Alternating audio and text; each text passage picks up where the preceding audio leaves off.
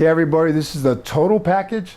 Lex Luger with an exclusive, in-depth interview on my career with the Hannibal TV.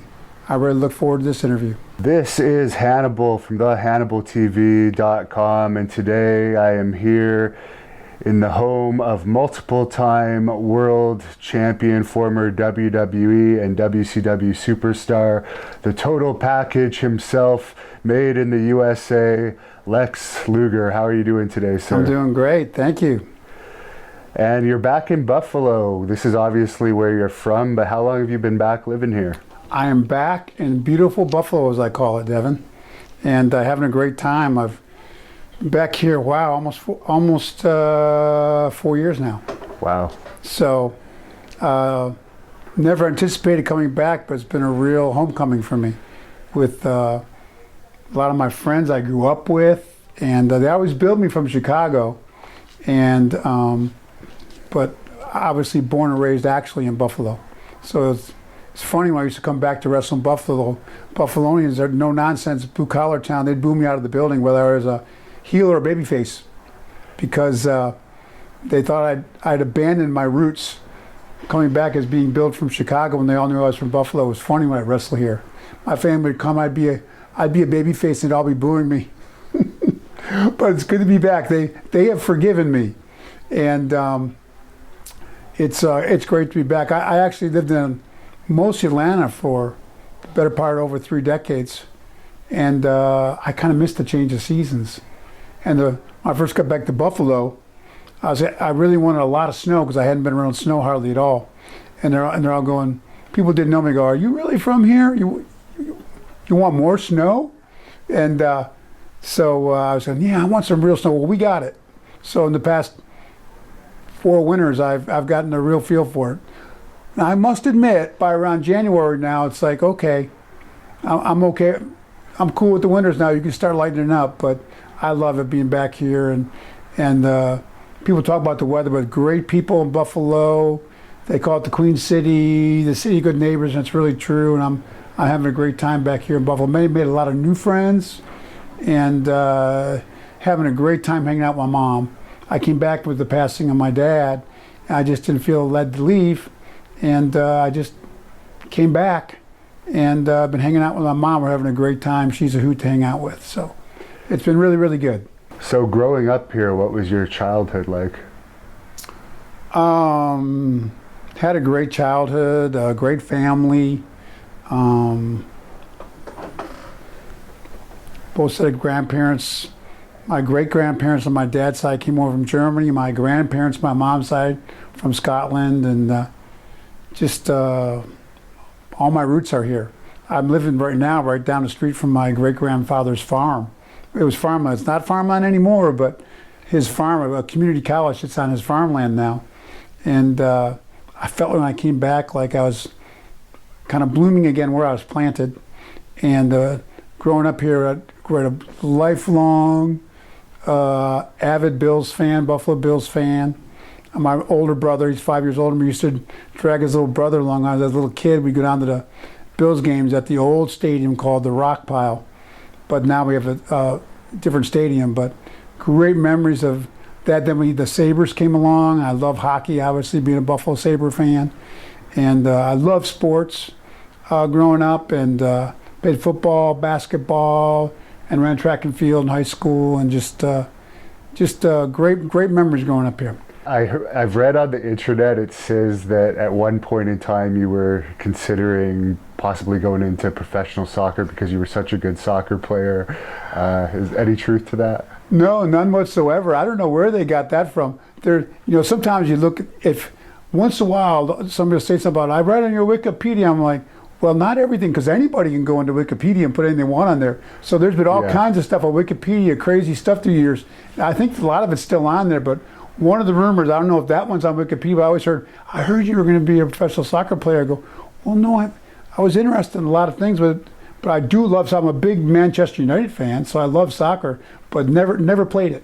Other than like a little bit, around the neighborhood, but never considered or thought I'd be a professional soccer player. So that's totally false.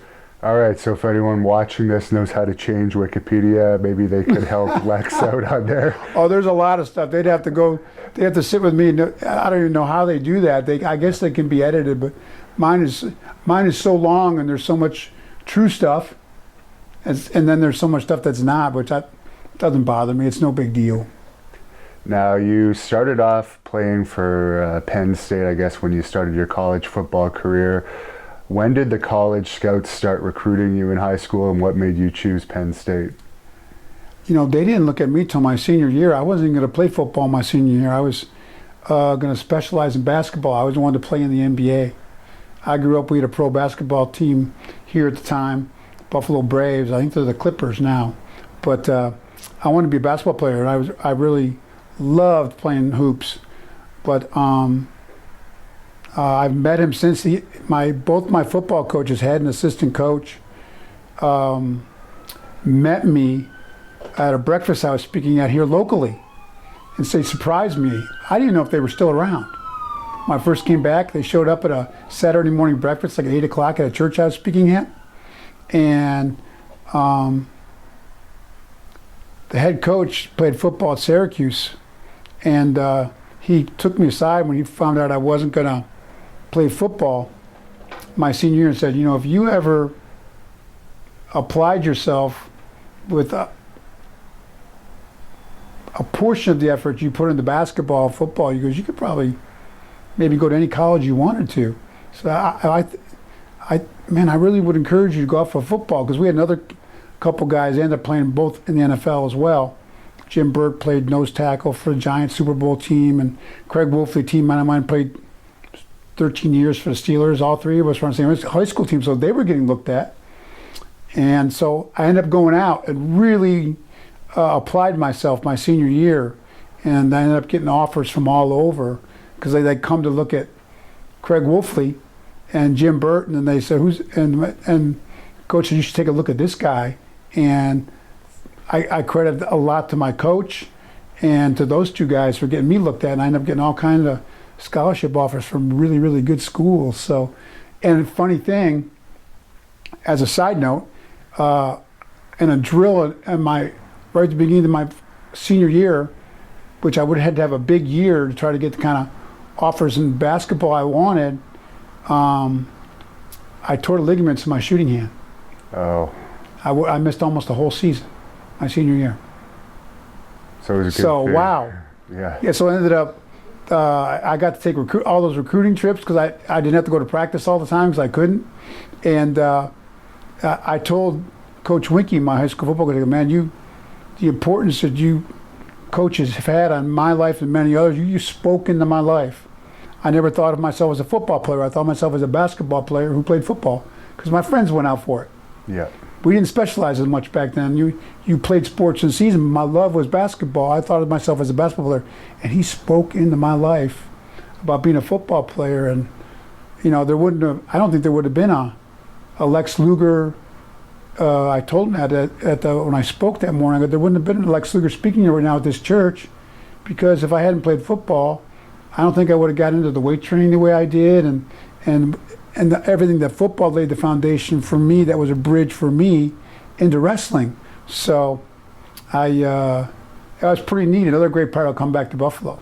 And I understand your weight training actually started around the senior year of high school. It did. Another great friend.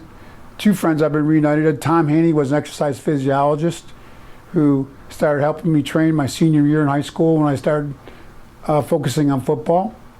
And Don Reinhout. I don't know if anybody's watched the World's Strongest Man contest on TV. He won that. He was a super heavyweight world champion powerlifter. Was like the biggest, strongest guy I'd ever seen in my life, and maybe to this day still. He was like 6'3", 350 pounds. He had traps the size of grapefruits. He was an incredible guy. He spent time with myself, Craig Wolfley, and Jim Burt, and we drive out about an hour away from here in Dunkirk, Fredonia area outside of Buffalo. And we drive there and train with him a couple times a week. He allowed us to train with them, and we learned so much for him. And it was a real foundation for me, the strength training and the powerlifting that I did in the off season and during football. which I think really led a lot into a great foundation for me in the training I did, which was different, but training I did in wrestling as well, for obviously my physique, my weight training, a big part of who I was as Lex Luger. So Coach Winky, and then Tom Haney, the exercise physiologist, who I just met with a little last week, Right. and been reunited with Tom, great guy, and Don Reinhardt. Just, you connect the dots of what went into me becoming the Lex Luger that I became from Larry Folt. Yeah, you were blessed, because I remember when I started working out, I thought doing machines one day and free weights the next was actually a good split. Yeah. And you had like the top of the line people teaching you from the start. And then when you go to college, you get great strength and nutrition coaches there, and so at the professional level as well. So that in combination, I had a lot of great mentoring and tutoring on training and nutrition. What are some of your all-time best lifts in like the bench press, deadlift, and squat, let's say? I never maxed out in the bench. Because once I was in even football, I didn't want to risk injury. But if I had to guess what I could have maxed out in the bench, probably mid-fives, and which was pretty good back then. Yeah. And then I was a good squatter. I squatted with the officially, like, now I had a power suit and a big belt on and everything, but over 800 pounds for a single. Wow. In the squats. I never did deadlifts for max because didn't want to risk like a lower back injury or anything. I used to have some lower back issues now and then, so I never went super heavy. I did for football more power cleans and hang cleans. So. What's your opinion on knee wraps and these things that help you lift more? Is it worth it, or do you think it's better to lift with as little help as possible? You can go either way on that. I didn't overdo it with the suits or the wraps, and we didn't have the advancements we have now in that stuff. Now some of the things they wear to bench press and squatting are like the materials they use and stuff are, it's crazy what they've come up with, which helps their lifts a lot, which, hey, if they allow it in competition, it's allowed.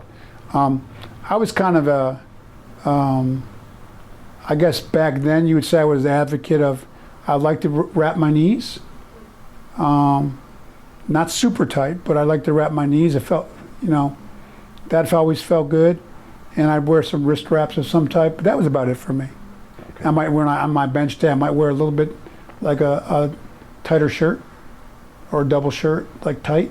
Yeah. That's about as far as I went with that. So why did you only spend a year at Penn State? Growing up in Buffalo at the time, of course, here I am back in Buffalo, but I'd been heavily recruited by Miami, and I knew the coaches down there, and I just felt that the opportunity at the time, and I felt that the weather was a big draw. Right. So I was young and impulsive, and I wanted to go to Sunshine U. So after my freshman year at Penn State, which is a great school and a great football program, but I was longing for the sunshine and palm trees, so I transferred down to Miami. I like to say there was some great reason, but it was mostly the weather. Yeah. At the time. And I guess at that time, Miami was a real party area in general, and it's known, of course, for the cocaine as well. But did you experience any of that party atmosphere? I know you were an athlete, but... Well, yeah, Miami's known as a party school, so it was a lot. I had a lot of fun, that's for sure. But my main focus was football, and so we drink a little on the weekends with the guys and stuff like that. But there wasn't a big drug culture amongst the football players when I went there at all. I know we were in South Florida. Yeah. I used to work the nightclubs for spending money. Yeah. I'd work the front door at some of the big clubs in Miami and Fort Lauderdale. I knew there was a big, I had a lot of contact with drug dealers and drug users, and so I knew that was it was big down there in South Florida at the time, in the late 70s, early 80s. But I was more focused on football at the time. So between the bouncing at the hot nightclubs and a star football player, I'm guessing you had no shortage of women in those days. Well, there was a lot of beautiful co-eds that went to Miami and at the clubs and everything. Yeah, but I actually got into a pretty serious relationship early on. I had a girlfriend at Penn State, then a fiance. Okay. So I kind of had made a commitment to her earlier on. So I didn't really partake in all that at the time. So why did There you... was opportunity, but I didn't partake in it. Yeah, what ended up that you actually, I guess, got kicked out of Miami, which seems very hard to do because it was known as a bit of a party school. Yeah, people ask me all the time, how'd you get kicked out of Miami? I go, well, it took a lot. I'd say it was more the drip, drip, drip. I just had different stuff that I got caught doing and disciplined for, and just stuff, wild, crazy stuff kids do at college. We vandalized our own on-campus apartment one time. And so coach, I got in trouble at a hotel doing some pranks with my roommates at a hotel, and we messed up one of the rooms, and so it was nothing that sounds crazy, but it was cumulative for the coach wanted to discipline me at the time, Lou Saban, the head coach, and so he suspended me from the team because, which looking back now in hindsight was he was just trying to get me back in line. But as soon as he suspended me, I said, well, I was here to play football, so I withdrew from all my classes and started working full time at the clubs in Lauderdale. I moved in with my brother, who was living in Lauderdale at the time. Wow. So my brother Barry. So I dropped out of school, and I learned later. The coach said, "Well, we didn't mean to drop out of school, and I guess the original intention was get my attention, rein me in, and by disciplining me and have me come back and win my spot in spring ball." So you ended up from there, I guess, going in up to Canada, in the area where I'm from, up to Montreal to play pro football. How did that opportunity arise? Yeah, I could have gone back to college, but I was working the clubs in Lauderdale, and some alumni, I don't remember his name, knew one of the scouts from Montreal, and he looked at my game films from Miami, told him about what, I was always had, when the combine type guys would come in and test me at Miami, I always, pretty much for my position as a lineman, down lineman, tested off the charts, my vertical and my speed. And what was your speed like? I could do, when I was at Green Bay, I think I clocked a 4.6. Oh wow! Which back then for a 275, 80 pound lineman was fast. Yeah. So, and I did good at the standing broad jumps. All the measurements they do. So I already kind of had that going for me. So the guy at Montreal looked at my film, and the alumni told him about my athleticism and said, you might have a raw one here. And they offered me a contract, and I didn't even think about it. I went up there not knowing the rules, that there was only so many Americans and only so many Americans at my position. And I just said, wow, that opportunity to play pro ball, why not? I was 19 years old, so I signed and went up to Canada with the Montreal, at the time, Alouettes. Was the pay for playing football in Canada at the time better than bouncing at a hot club in Florida? Probably not. But I looked at, in my book I talk about it, the crowd I was with around those clubs. Yeah. And I was getting offers to do like bodyguard stuff. Yeah. For people that were in that business and everything, and that's a road. I still looked myself as an athlete who was bouncing. Right. So I was like, when I got the offer to go to Montreal, I had to make that decision which way I was going to go, and I chose the path of stay. If I had that, here's an opportunity to stay in football, and if I make it, I make it. If I don't do it, I always come back down here. So I felt I had nothing to lose to try it, and it just worked out incredible. The line coach at Montreal took a real liking of me, and they kept me around. So it worked out. I guess you were there for 3 years total? Yeah. Love Montreal, great city. Had some great times there. Got married right after my rookie year to Peggy, my wife, and it was very fond memories of playing. CFL football was a blast. I really enjoyed it.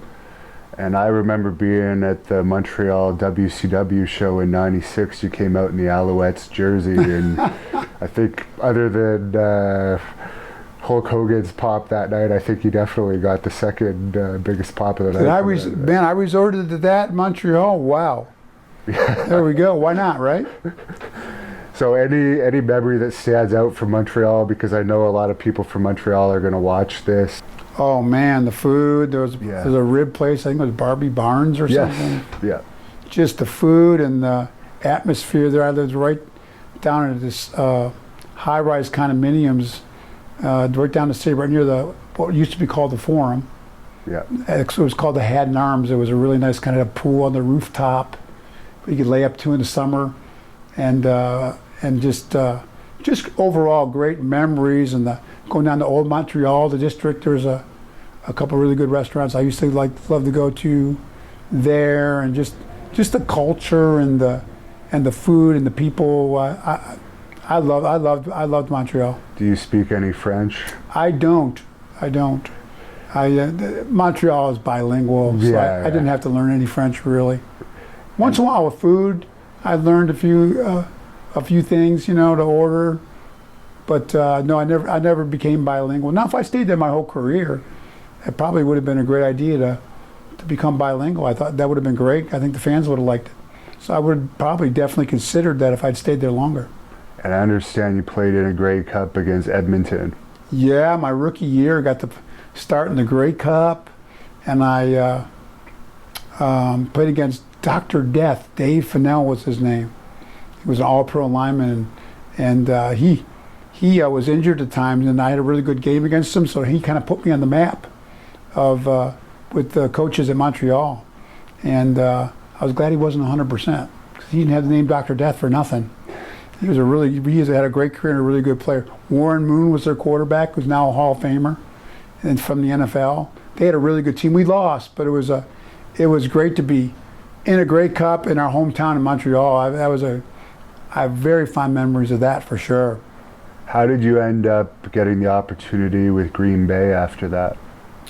I became a free agent, and the first team I tested with was Green Bay, and they offered me a contract, and I signed within like 2 days.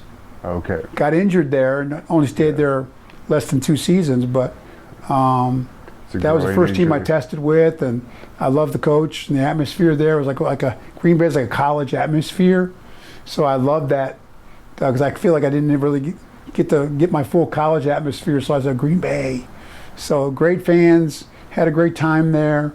Unfortunately, I got injured, a couple of injuries when I was there, but definitely I had a great opportunity there, but I got injured, and at the time, the Spring Football League, the Donald Trump League, with Herschel Walker, and they called it, and the USFL, and my rights were offered to Tampa Bay Bandits, which was outdrawing the Tampa Bay Buccaneers at the time in the NFL, and they owned my rights, and they offered me a contract, and I was not unhappy to go back down to Florida, so I had fun there, playing football in the USFL for a couple seasons. Played at Tampa and also Memphis. Okay, and Memphis, I understand a lot of people were confusing you to be a wrestler when you were walking around. They did. Memphis was a wrestling town, and I didn't grow up really watching pro wrestling. My grandfather was a big pro wrestling, but he used to kick us out of the room when he watches pro wrestling because he didn't want us to bother him or distract him. Oh, wow. I always remember that.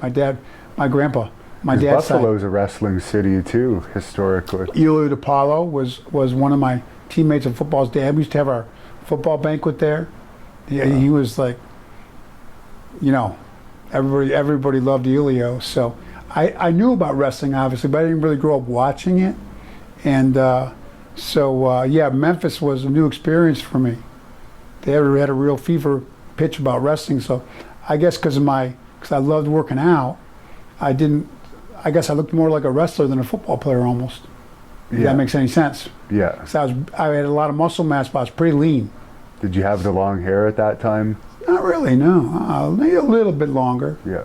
But yeah, I just get mistaken about, are you a pro wrestler? All the time I got stopped there in Memphis, which made me think about maybe looking into that, into wrestling. At the time, I thought about maybe there's something to that wrestling thing. Then I saw, obviously, the WrestleMania with Hulk Hogan, Andre the Giant. I read about how they'd broken the indoor attendance record and everything. So that's when I started really like watching wrestling when I was in Memphis, and I watched the local and started watching some of the WWE stuff. We have it on in the locker room. The guys loved it. So that's when I really thought, wow. And a lot of the guys go, well, man, you'd be great at that. Even the football players, you'd be great at pro wrestling. It's like, well, maybe, which appealed to my ego back then. Well, maybe I would be good at that. So that's one of the first thoughts came into my mind of entertaining the possibility of being a pro wrestler when I was in Memphis, really. So I understand your football USFL career was coming to an end, I guess, and you ran into Bob Roop or something, and he helped get you into wrestling. That's what it says anyways. That was in Wikipedia, and I know Bob, and Bob was a big part of my early career. He was like one of the bookers my first year in Florida, but we traveled some together, but Bob had nothing to do with my training. Hiro Matsuda trained me, and I just walked in off the streets to the office down in Florida, which was World Championship Wrestling in Florida. We had a lot of good independent organizations back then. Championship Wrestling in Florida was one of them. I just walked in off the street, and name was Danny. He was a former retired pro wrestler. I'm trying to remember his last name, but anyways, he took one look at me and called up Hiro Matsuda, who had trained Hogan and Paul Orndorff, a lot of the wrestlers down there at a factory nearby, garment factory. And he told me to go over and talk to Hiro Matsuda. So I walked in, talked to Hiro Matsuda, sat down with him for about an hour, and he told me to come back and get ready to break a sweat. And he was like amazing. He doesn't take guys in the ring a lot of times for a year at a time before he even takes them in the ring. He makes them do push-ups and Hindu squats, and takes you on 4 or 5 mile jogs to warm up in the summer heat of Florida. But he brought me through the whole program, got me in the ring within 3 months, which was really unusual. We really hit it off. He did everything with you that he asked you to do. Great guy. And he was involved in the booking a little bit then as well. Okay. At the time, and he got me started. He even managed me for some of my matches early on. And Matsuda hadn't been on TV in quite a while, but he was a very well-known wrestler. And so he was really the instrumental guy on training me and then getting me in the ring. He did some videos with me down there that they did on how he trained me, some of the Japanese style training, and the fans really liked it. So he was a big part of my success early on, looking back. Very, very grateful to hear Matsuda. He didn't have a school, didn't charge anything. He just had the intrinsic enjoyment of, he thought that pro wrestling, came over from Japan, had a judo background, did very well with it, did well for his family financially as a wrestler, and he really was a wonderful guy. Did he tell you what happened with him and Hulk Hogan, why he broke Hogan's leg? No, he never brought that up. He was very stoic. But everybody else told me different versions of the story, that he was goofing off and not selling in the ring properly. And so Matsuda was known for his, what they call shooting abilities, and hooks, as they call bone-to-bone type stuff, where you can actually know how to break people's bones. I guess it goes in with the like Danny Hodge guys and stuff, going way back in wrestling. And Matsuda was trained how to do that kind of stuff, so he, I guess, got in the ring and wanted to show Hogan how to really sell and not goof off by breaking his shin or his leg or something. But I heard by the time I got to training with Matsuda, he had mellowed out quite a bit at that stage, fortunately for me. And I was not I always loved training, so I was not a goof off kind of guy. I think Matsuda considered me a good pupil. I was very hungry to learn, and I never goofed off. So fortunately, I never experienced that side of him. Wrath of Hero. He's famous for that, but I never encountered it, fortunately. Were you still doing your regular gym workouts on top of all those squats and push-ups that he would have? No, when I went trained with him for those 3 months, it was all training with him every afternoon. and he'd turn the air conditioning off in the garment factory. So it'd be like 120 degrees in there. In the summers in Florida, it was. Wow. There'd be pools of sweat around us. It was unbelievable. So he owned a garment factory. He was on the Small booking garment factory. committee, and he wrestled, and he managed, and He trained. retired from wrestling. Okay.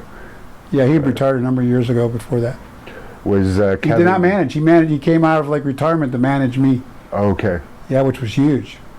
What was your experience like when you first got in the ring? Did you enjoy it right away? Oh, I loved it. I remember, never forget my first match at Daytona Beach Ocean Front Center with Coco Samoa, and still got a scar on my nose for a different match with him from his fingernail. And great guy, and they intentionally paired me with very experienced wrestlers, which I didn't realize. I didn't know enough about wrestling how huge that was. Who could walk and talk me through a match, and because I was so inexperienced, and they, especially the first few months, bring Matsuda down ringside to help me as well. So I had my trainer and coach ringside the first few months, and then they put me with very, very experienced guys, which was very, very helpful early on. And you wrestled Ric Flair fairly early on too. Yeah, that was crazy. Ric Flair, my first match against him was where I debuted. Like 6 months after I debuted was at Daytona Beach Ocean Front Center, which is still there. People still wrestle there, down there. And I'll never forget Ric Flair coming in with the custom suit and the designer shades and the limo and on the Rolex and diamond rings, and I was like, oh man, I want to be like him. And we had an hour Broadway. I don't know how he got me through that match at that my level of experience, but he carried me through a 1 hour Broadway. I didn't know he called it a sunset flip. I didn't even know what a sunset flip was at that point. Was he the heel in that match, or were you? You know, I was a heel at the time, and he was a heel, but the crowd, Rick turned the crowd against him, and so the crowd there, I would say, was definitely for me. Heel versus heel, 6 months into the business, going an hour. That's crazy. That is insane. But you God bless Nate. Yeah. Man, take a guy with that inexperienced as I was and get me through an hour of Broadway. I don't know how he did that. He's unbelievable. Did you hit it off with him right away, but behind the scenes? Oh yeah, I was Mr. Flair, sir, and I was like a sponge. And he gave me some advice afterwards. I didn't realize he'd gone back and put in a really ran and raved about me back in Charlotte at the time where the Crockett's were in NWA wrestling, which led to me eventually, less than 6 months later, making my debut there. But that was all Rick going back and talking to Dusty and the Crockett family and saying, you got to take a look at this guy. So. And before you left, I got to ask you about this. I know you've answered this question a million times, but there's the infamous match you had with Brody. Yeah. It's funny because I bet you probably didn't think about it for years, and now with the internet, that match is one of the matches that smart marks always talk about. Oh, I get asked about it all the time, and it was another learning experience. We had done TV earlier that day on a Wednesday. We do TVs all morning, in the afternoon drive across to either Lauderdale or Miami and do a show Wednesday nights every week. And it was a long day. And they had me in my first cage match, I think, ever. I had no idea. Here I am with Bruiser Brody in a cage match. And I was young. Had you met him before? Any experience? I had a match with him, a non-cage match with him before. Okay. The matches went fine. From my perspective, he might, maybe not from his perspective, but, and he was a big, intimidating looking guy. He's a big, scary looking guy. And everybody told me about his reputation, but we worked fine together for the couple matches prior to that, which is why it's such a mystery. We got in cage match. I didn't know what I was doing, and he just stopped working. Stood there and he made these noises, but didn't work. And if you hit him or punched him or did anything, he just kind of registered but not sell really. And I fortunately had a very experienced referee, called him Fonzie, in the ring, and Fonzie looked at me and I looked at him, and I didn't know what was going on with him. I got scared because I'm thinking this guy's not selling, and I heard all these stories about him, and he's got tape on his fingers, and I think maybe those are razor blades they put under those things, and we're in a cage match, and I don't know what I'm doing, and he's not working, he's just staring at me, and so we kind of locked up a little bit and pushed around a little bit. But Fonzie, I go, Fonzie, what do we do? I got in the corner and hit him a couple times. He didn't register. He stood there. And I go, Fonzie, what do we do? And Fonzie said, I don't know, brother. Fonzie goes, Fonzie saved me. Fonzie just backed him in the corner again and hit him a few times, and I'll grab your arm and just kind of throw me aside. Don't listen to me, and I'll DQ it. So that was our only thing that Fonzie thought of to get out of the match, because he just stopped working. And unfortunately, we don't have him to ask why he did that. But I did, because of my training with Matsuda, I wanted to be respectful. But when the bell rang, then they couldn't get the cage door open. Now I was stuck in there with this guy, who I think maybe now we've really ticked him off. Man, I jumped over the ropes and through the cage like a scared jackrabbit, and went to the locker room and sat there and go, man, Matsuda would want me to go over and say something or apologize. I don't know what I did, because I didn't, but I better go over there. So I got over my fright and walked over. We were separate locker rooms there, because there was a stage behind the cage. You couldn't talk to each other before or after the matches, but the crowd had let out of the building. I waited and walked over there and knocked on the door timidly, and his manager he had at the time down in Florida, Engelbert Humperdinck, I think they called him. We just called him Humperdinck. And I saw him and knocked on the door, and he like just kind of waved me in. I said, I just said, excuse me, sir, I don't know what I did wrong in there, and I'm sorry. And he was taking his stuff off. Brody just said, man, don't worry about it. He just totally blew it off. He said, it's been a long day.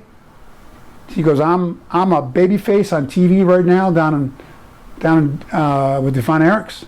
He goes, you're on TV already as a heel to go down in NWA, because I'd done a couple TVs already, and I was already getting ready to leave Florida.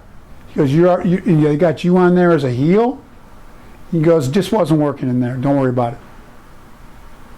So you say I was greatly relieved. I go, I can go over there and if I'm going to get a butt whooping, I'm going to get a butt whooping. Yeah. But I went over there anticipating maybe the worst.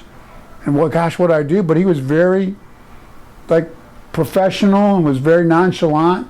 He said, man, it's just been a long day today. And that was it. So the wrestlers, I know wrestlers gossip and they exaggerate everything. So the people that say you left in your gear and you drove, that's wrestlers making up gossip. Oh no, I walked over and talked to them and showered there, and yeah. No, I actually intentionally went over to the locker room. I'll admit I was nervous, but I knew Matsuda would be upset if I didn't go over there and try to talk to him. So. And you also play professional football. You've dealt with some very serious characters in your life. Yeah, I've been around a lot of big, intimidating guys, so I wasn't like a shooter guy or anything, but I'm like, man, I better go over there and at least apologize. I was going over to apologize. I was not going there like what happened and they're like angry. I went over there as humble as I could be and wanted to apologize to him for whatever happened that caused what I didn't even understand happened in there at the time. But I was in the ring and stuff. I was scared. I didn't know what was going on. It was scary. Did the office ever tell you any explanation? Obviously, that wasn't the finish of the match. What was the finish of the match? Do you remember? It was going to be some kind of DQ, I think. I don't even remember. Yeah. They didn't explain to you anything the next day. Sorry about that, or the office? Oh no. They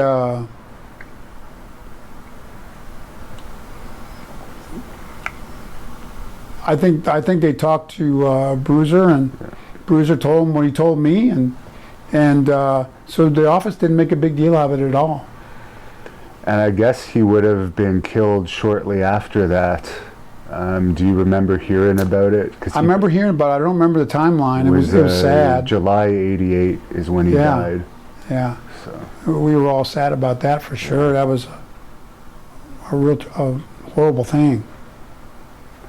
So you started off with the Crockett's shortly after that. What was it like going from Florida, which was popular but not as nearly as popular as the NWA at the time? Man, I tell you, it was like the 4th of July fireworks career-wise, going off to be in with the NWA and be with the Four Horsemen, and oh my gosh, Ric Flair, Arn Anderson, Tully Blanchard, and J.J. Dillon.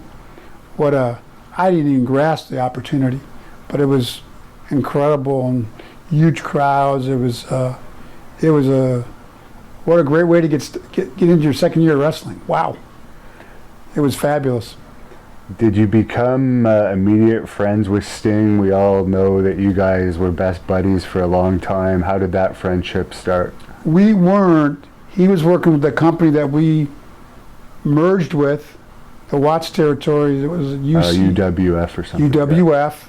And they still were running some separate shows. We did some joint shows together. And I seen Sting in some of the magazines and stuff, but when he came in, he immediately got put with Flair, got a big push, and I was kind of jealous. And we'd see each other at the hotels. We started traveling the same shows together, but we didn't hang out. And we'd actually had a couple matches together, but I'd see him in the breakfast room, because he'd get up to, a lot of guys would sleep in, but we'd get up and eat breakfast and want to go to the gym. And so we'd see each other sitting across the restaurant, and he had tried to approach me one time, but I was so cocky back then with the Horsemen. He asked me how I kept in shape on the road and stayed looking so good. He was being gracious and trying to break the ice. I was sarcastic and was taking my wrestling boots off and never looked up and said, Stolies mean vodka and peanut M&Ms. I gave him a smart answer. He walked off. He probably wanted to knock my head off, but he walked away shaking his head like, really? But thankfully, he gave me a second chance, and when I saw him in the restaurant, we ended up, so this is ridiculous. We started eating breakfast together, and then we saw each other at the same gym. We started going to the gym together. So we had breakfast to go to the gym, and just evolved into a lifelong, to this very moment that I sit with you here, incredible friendship. So thank God he gave me a second chance from our initial meetings. Speaking of that, in those days, what was your pre-workout breakfast? Well, back then we would do oatmeal, and a huge bowl of oatmeal, and a dozen egg whites a piece would be our kind of our pre-workout carb protein meal. Then we go to the digest a little bit and go to the gym. Okay. Yeah. So he was a good workout partner, obviously. Oh, Sting was instrumental in me make the transformation from football player. He had been trained with pro bodybuilders out in California, was in the gym business out there, Gold's Gyms, the old school franchise. Yeah. So he knew all kinds of stuff about training and more bodybuilding stuff. I knew a lot about football training and powerlifting, so he helped me incorporate a lot of the bodybuilding principles nutritionally, and because I was like a McDonald's and junk food, I had no discipline in my nutrition, so Stinger taught me so much about how to eat properly and train properly and do some more bodybuilding exercises along with my strength type training. So I did more of a power building routine early in my career. So, and Sting was instrumental in that. He really mentored me on that. So we had a great friendship. He really mentored me a lot in my training. He taught me a lot about what I knew about training and nutrition early on in my wrestling career. And what was your reaction when you were brought into the Four Horsemen? Were you happy about that? Oh, I was thrilled. Are you kidding me? That was the ultimate heel, pretty much maybe in wrestling, the ultimate heel group at the time. So what an opportunity. And they were great of working with me, from JJ to Tully and Arn. Tully used to go to a barn near outside of Charlotte and take me in the ring and help train me. And so, because they knew as part of the group, they didn't want me to be the weak link, necessarily, so to speak. I was so inexperienced, so they really mentored and trained with me, and so it was look back, what an opportunity. It was great. Did you ever party with Ric Flair? I'm guessing you must have gone out Oh with yeah, him. definitely. Rick is one of a kind. So he was 24/7. He sometimes hang out with Rick. You almost felt like you didn't sleep at all, or more than a couple hours, because we'd train in the afternoons, wrestle at night, and a lot of times have to travel, fly in the morning, and go. So if you went out and got out of the building at midnight after you get showered and got out, and went out at all, it was already 3, 4 in the morning. You would go out, party a little bit, and grab a meal or something. My gosh, sometimes I feel like I didn't sleep for days at a time with Nate. He was a blast to hang out with. What was the craziest thing you ever saw him do? Obviously, he's known for streaking, I guess you could say. Yeah, he did a little bit of that, and just buying trays full of shots. And when we go out, and Rick always did everything all the way, riding in limousines and just you name it. Definitely. Now, he's claimed he's been with 10,000 women. What do you think about that? Is that possible? Or obviously there's been a hell of a lot, but... I don't know. I think him and Will Chamberlain both make the same claim. Let's just say Rick definitely made a good effort. I don't know if he reached that number or not, but he definitely made the effort, I think, for sure. At what point... part of it is reputation as well. Yeah. But and that was part of his reputation, his persona as a wrestler. Not just, Jeff Lynne limousine riding, and Jeff Lynne riding, wheeling, dealing, So. Were you in the limousine too when you were part of the Horsemen? Oh yeah, we all traveled together. Okay. Yeah, with the private jets and the limousines, and yeah, it was quite the entry for a second-year guy in the wrestling, for sure. A lot of fun.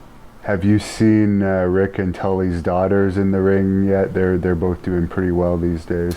I've seen Rick's daughter; she's amazing, and I haven't seen a lot of what Tully's daughter do, but she's really good. Yeah. So it's in the genes, for sure.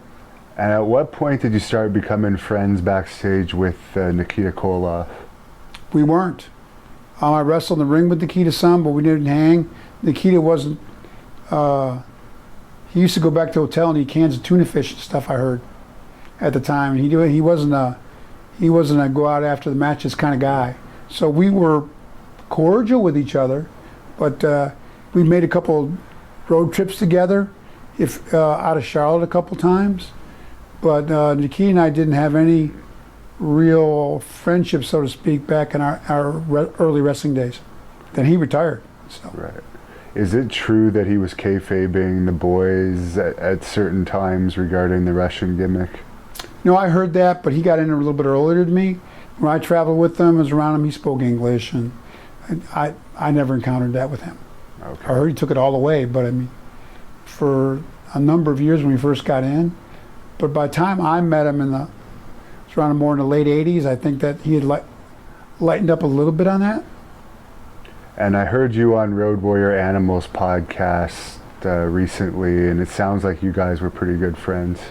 Oh yeah, we would. Road Warriors like to go to the gym too. So when you land in the city, the guys who were really into working out, and obviously working out was a big part of what they did, and so they looked so incredible. So we'd all hit the ground running. We'd fly in the morning, and we'd all hit. Like we said, grab a meal and digest and hit the gym together. And we'd all, where we going? We got to know which gyms and what town. So yeah, then we'd all maybe go out to eat afterwards or before we went back to the hotel and showered. Yeah. So it'd be like workout, eat, shower, go to the building. So yeah, we were in very similar circles. So yeah, got to be hung out quite a bit with the Road Warriors. Now, obviously, you train extremely hard and dieted extremely hard, but you've been open that you took PEDs throughout your career. Did that start in your football years, or did that really take place in the wrestling years? The steroids at the time early in my career, I took them a little bit in the off season of football, not in season. And then in my wrestling career, I actually would go on a 8 or 12 week cycle, then go off for 8 or 12 weeks. I was contrary to popular opinion, I had a good foundation of football and powerlifting and working out, and I always had kind of a from high school on, I was kind of known, my calling card was my physique, so a lot of that was genetics. So I would, back in that day, it was so common back then that when I started taking the PEDs, they weren't even a classified substance really at the time. Didn't start till 1990 or so. Yeah, so we looked at it as a strength athlete, as like a training supplement. But my agent, getting back to Tom Haney, and my background with Don Reinhardt, a world-class powerlifter, they always mentored me to do, if you're going to do it, get your blood work done, make sure you cycle on, cycle off. So I was a user of PEDs, and looking back now, because of did you abuse steroids? Well, if you take any illicit drug, I look at it, there's a potential abuse. But if there was a way back then to monitor it, I did do that. So that's kind of was my experience. Towards the end of my career, I switched over to basic, what you would term now, the last 4 or 5 years of my wrestling, which was, many people thought where I really got leaner and maybe had my best look. I was on what you would call an anti-aging type supplementation, PED, which a lot of the baseball players started doing, and football players. Back then, in the late 90s, a little bit of growth hormone, like basically anti-aging amount, even though I wasn't that old then. You take a little bit of growth hormone, a little bit of testosterone, that was it. Take a shot of testosterone once a week and a few cc's of growth, and that's all I was on the last number of years of my career. And I actually thought that was probably maybe a healthier way to go about it. Right. As doctors and endocrinologists and everybody that I was under thought that was, at my age, in my 40 or 40ish, was a better route to go. But I never took really high dosages of the PEDs, and I always would make a real concerted effort, due to my mentoring I had with doctors and with coaching, to make sure I cleared on and off for my own health. And fortunately, as you know now, I give God a lot of credit. My body now, I've had a neurological injury that I stand, but my health is phenomenal. Yeah. No medications, no blood pressure issues. No, I'm so thankful the way God designs our bodies. There was no lasting after effects of my use of PEDs back in the day. I think part of that was I did cycle on and off. Right. Not that there's a safe way to do that kind of thing, but I think that definitely played a role in me being healthy now as well. Now, I know you don't want to promote this, but you kind of mentioned that the last cycle you did with the shot of testosterone and the growth hormone was effective for you, but I had a few bodybuilding people ask me if you could say what your most effective stack was of the steroids when you were into those. That would be outdated now. Yeah. That kind of thing.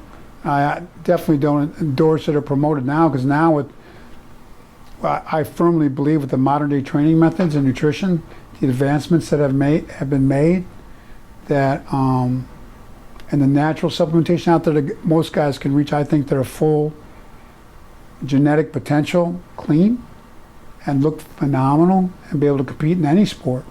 And there's a lot more drug testing now, and I think that's great. And so, it would be outdated anyways, but I was a testosterone DECA guy. I thought that was a safer combo, and I tried a little Winstrol V for a couple cycles, but I didn't like the water-based, and you had to take a lot of shots. So throughout my early career, I was mainly just some testosterone and Decadurabolin at the time. And what was your reaction in wrestling when you got your first world title run? Well, it was a big responsibility, because Ric Flair had left for WWE, and he took the belt with him. And it was a huge void in the company. I mean, nobody can step in and take the place of Ric Flair. So overnight, I stepped in as the world champion against Barry Windham, which was great for Barry to come in a cage match. They gave me all the bells and whistles. Harley Race, one of the all-time great legends, my manager. And we actually had the match, and we couldn't even hold the belt up because we didn't have a belt made yet. But the company did the best they could. They were scrambling. They said, let's switch you heel with Harley and make a run with the belt. So, because originally I was supposed to wrestle Rick in the cage and win that match. And I had asked me all the time, was there hard feelings you and Rick? Now, are you kidding me? All that Rick did for me? If Rick had a decision he was making as a businessman to go to another company, there was no hard feelings from my part or against Rick at all. But it was definitely a big challenge at the time that I did my very best with. But it was still a great opportunity. Who wouldn't want to be world champion? A lot of great wrestlers had their whole career never got to be world champion. So it was a great opportunity at the same time. But I felt a lot of pressure because I felt that nobody could fill Ric Flair's shoes, and here I was as like a transition champion with when Rick had been the man all that time. So I felt a lot of pressure not to be Ric Flair, but to fill that void at the time. But I was honored, and I felt like it was a great opportunity at the time for sure. Something I'll always cherish, of course. Was Harley Race traveling with you on the road too? Harley Race traveled everywhere with me and was very great mentor, and that was very helpful as well. That helped I was putting a lot of pressure on myself, and then putting Harley with me relieved a lot of that pressure. Would you be the one driving, or would he be the one driving? When Harley was traveling, Harley would drive. Cigarette in one hand, people have heard this before, a beer in the other. 100 miles an hour, literally. Pretty scary the first couple of times, but when you get used to Harley wanted to drive. He was a road warrior, old school, rubber on the asphalt kind of guy. When he drove, he wanted to get where he was going.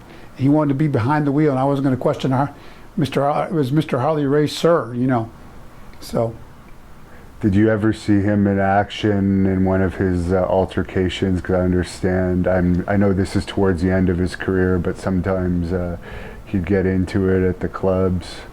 I saw him do some of his hand stuff with guys, where he'd hand wrestle with guys and twist their arm over. He did some unbelievable stuff with his hand strength, but Harley was also at that stage of his career. I heard Harley when he was young days. My gosh, he was like came out of would wrestle people out of the crowd when he was 15 years old.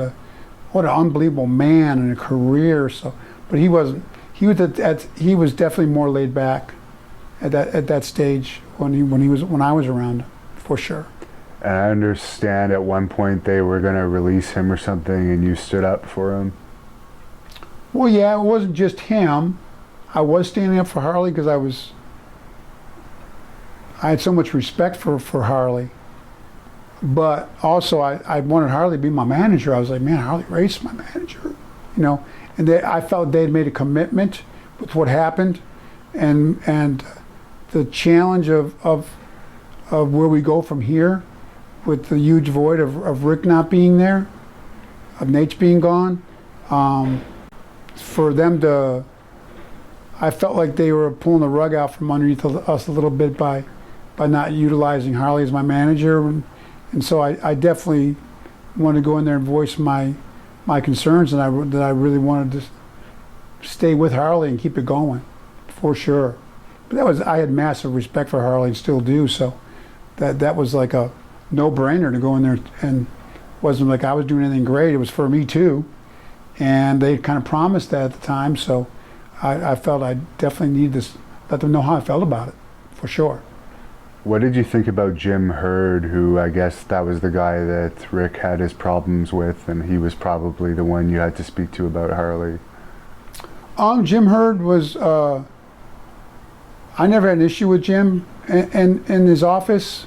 He wasn't, my main contact was usually at the office, and we always had cordial, business-like type meeting. So I never had any big issues or problems personally with Jim Herd. I heard a lot of stories, especially after I left and had gone to WWE, but I never had any real big issues with Jim Herd. And during your last few months as champion, during that run, you didn't wrestle that much. I understand this could be wrong again according to the internet, because they already used all of your dates and they didn't want to use you much more than that because it would be going over your contract. Was that the reason? Or I had gone over.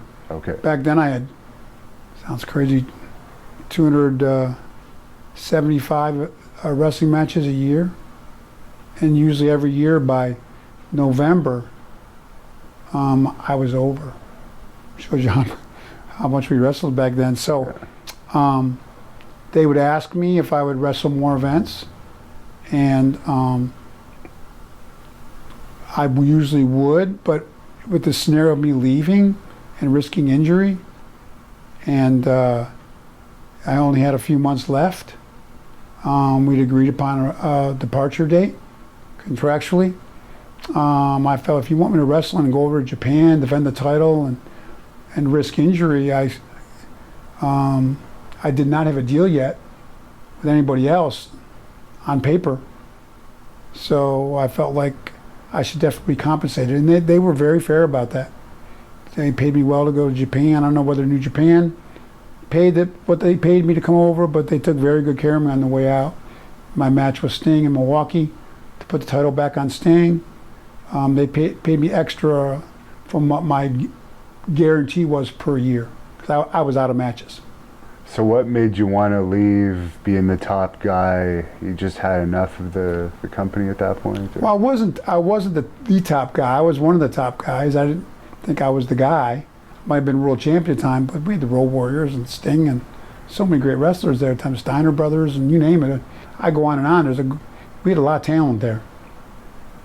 But I had always had my eye. I look back now in life, we always think the grass is greener on the other side, I had a farmer one time tell me, yep, Lex, grass always looks greener on the other side. I go, he goes, that's a farm thing. What do you mean? He goes, a lot of livestock, especially the goats, the grass is green where they're at, but they eat the grass underneath the fence. He goes, they'll cut their heads trying to eat the grass on the other side of the fence. I always thought that was kind of a funny analogy, how we can always think things are better elsewhere. I wasn't that unhappy. Obviously, where I was at, I had a great career going there, but I always thought at the time that maybe WWE was the number one. We were number two with audience and ratings, and I always thought, man, it'd be great to see what I could do there at WWE. So, had met and talked with Vince McMahon just by chance in a gym in Las Vegas one time when we were both in town, and he was real cordial. Said I'd love to do business with you sometime. So. I definitely was looking to, see what I could do in WWE for sure. That was the main purpose behind it. So I understand that you initially signed with WBF because there was some type of no-compete clause after your contract. Non-enforceable, really, legally, but I did sign a one-year non-compete. Okay. Which is why I signed the bodybuilding contract and not a wrestling contract with Vince McMahon.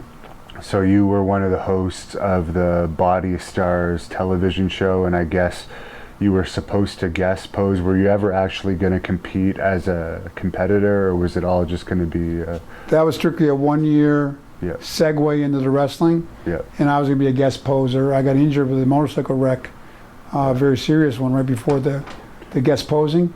But what happened with that, if you want to get into that? Because I've always been curious about that motorcycle wreck.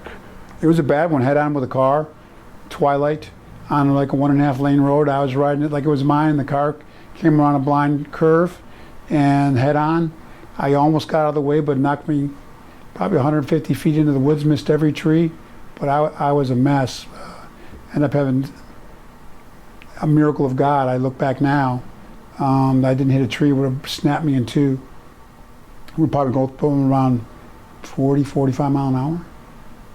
So, where did that take place? Atlanta. Okay. And so they initially were going to amputate my right arm. And Sting saved me on that. Sting was there in the middle of the night. He'd come back from a show. I was off that night. Don't ask me how I got off, but I was off. That was where I was riding my bike. And he was at a show, and he came back, and then he came right to the hospital. And he got Dr. Andrews out of Birmingham. He's a world-renowned sports orthopedic. And the people in Atlanta wanted to amputate my right arm. It was really bad.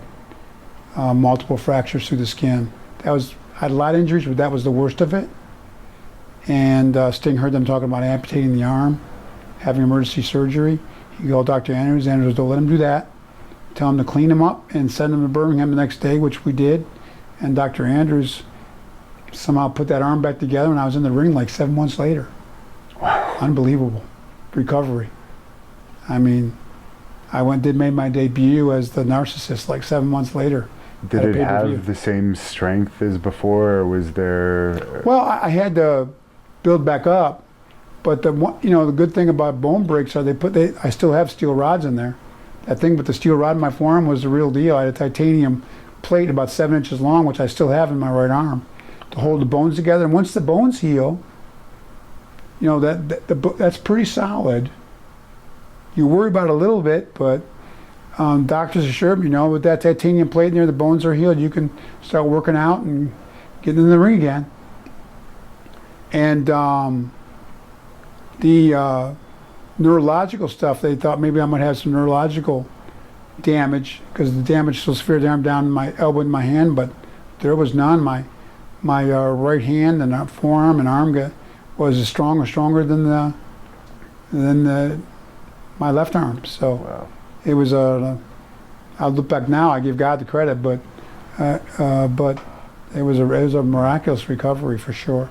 What did the WWE initially say to you right after that accident? Did they always say it's going to be here for you when you're back, or were you afraid that for a bit that you were going to be possibly released? Oh no, they took great care of me, and they paid me all the way through my 1 year as a bodybuilder, and they paid me all the way through my 1 year as a bodybuilder, and then I jumped right into my debut for them as a Narcissist with Bobby the Brain Heenan. Why do you think the WBF didn't work? I don't know. I mean, I think at the time, Weider out in California had a monopoly on supplements and magazines and things like that. To do a magazine, your own supplement company, we got to give Vince credit. He's bold with football leagues or you name it. He is not afraid. He is a born entrepreneur, and he wanted to do the bodybuilding thing. Him and I used to work out together. He loved working out, still does. Obviously, he's in incredible shape for a guy his age. Yeah, amazing. So he always loved the workout lifestyle. So it was a natural thing for him to try as an entrepreneur and get a supplement line going. So I give him credit, but I don't think that's an easy business. And there was a real monopoly on the time from a couple companies that he was up against. And he's an incredible entrepreneur, but he wasn't real experienced in that field, that endeavor. So I wouldn't know. I wouldn't be the one to judge why it wasn't successful, just timing wise, or I'm not sure. What was Vince like to work out with? Oh, he's there. He's right there, man. Great guy, great training partner. Wow. For sure, yeah. He loves the gym, and he's all out. Everything he does. So when did they approach you with the Narcissist gimmick? Was that something that they'd already talked about doing before the accident, or was this something they came up with? I'm not sure the timeline. I think after the bodybuilding show they had, we started talking about, as I was recovering from the injury, from a motorcycle wreck, about what we wanted to do. And I'm not sure, it wasn't my idea, but somebody in creative came up with it, and they really decided that would be something really, really good with the mirrors and with my physique, and so that sounds good to me. So we went with it. Definitely was my idea. And your first feud was with Kurt Hennig? My first WrestleMania match was with Kurt, yeah. Yeah. My WrestleMania debut, which was shortly after my debut. So what a guy to have a debut match with. It's funny, the match, Kurt, I talked about the match where I was all relaxed thinking WrestleMania debut with Mr. Perfect Kurt Hennig, one of the best wrestlers in the business. I got a night off. And so we went over the match a little bit, but I didn't think, I was a little careless, didn't think much about what we talked about. We got in the ring and I didn't know, I knew Kurt had a reputation of being a ribber, like pull pranks. But we got in the ring, we locked up, he goes, what are we doing, what are we doing? I thought he was joking around. But he apologized afterwards, but Kurt told me, I don't know whether he was still ribbing me or not, but he said he completely blanked out. So we ended up having like an okay match, but I was trying to remember what we talked about in the back, and I was calling the match. But normally the heel calls the match, he was the heel. So it was kind of like, well, Luger couldn't even have a great WrestleMania debut as a worker, you know. I was never the best worker anyways, but it was more my look. And more aesthetics and not as much substance to what I was. And so it was like, wow, Luger didn't have a very good match for his WrestleMania debut. But behind the scenes, I was like, oh my gosh, I was in like a state of panic in the ring. I go, what do you mean? What do we do? And I look back now, it was a funny moment. Yeah. I didn't think it was funny at the time. I was a nervous wreck, but I had to call the match. I see. And I hadn't really memorized a lot of stuff and what we were doing in there. And Bruce Pritchard told the story that I guess when Kurt would wrestle you on house shows, he would rip some of your tassels off. Oh yeah, well that was Kurt. That was him. He'd rip my tassels off, or do a sunset flip, and not go. And he did pull my trunks down in Madison Square Garden. He was always doing stuff. Yeah. But that was just Kurt. I had never a problem with that stuff at all. Yeah. Julie, the costume girl, just put the tassels back on. That wasn't like a. Kurt and I got along fine, so that was Kurt. We'd all laugh. We'd laugh about it after the match. Was it special to you to wrestle in Madison Square Garden? Oh, man, that's hallowed ground. First time I was in the Garden, see Muhammad Ali and Frank Sinatra, all the stars that have performed there on the walls in the back, and be back in the locker rooms as they were. It's a special place. It really is, for sure. What were the biggest differences backstage you noticed between WWE and WCW?